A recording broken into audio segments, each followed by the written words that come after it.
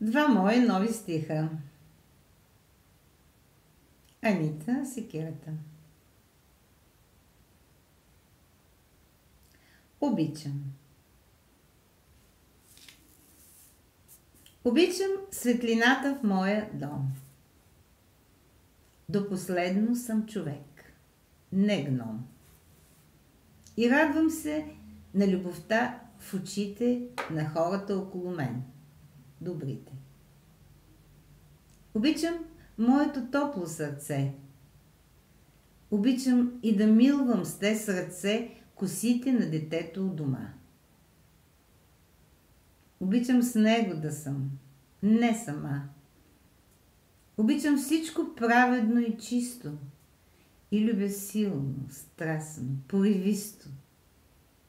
Завист, мъст, омраза са ми чужди. Браня себе си и своите нужди. Оглозгана така до куп костици от лоши хора, мутри, жрици, не спирам и само напред вървя. Пътя честен свой ще извървя. Пък после нека свърша в безкрая. Ще ми приеми с любов Бог. Зная.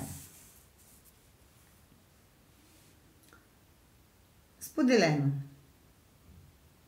Любов ли искаш да ти дам? Така. Любов искаш да ти дам.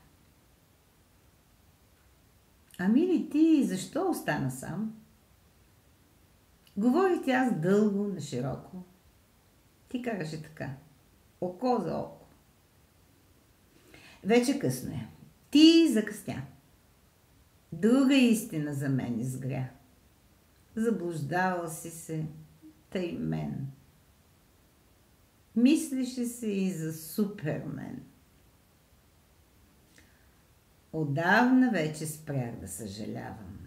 Себични хора, теб. Не позволявам в душата ми да ровят. Аз не давам. Вярна на себе си оставам.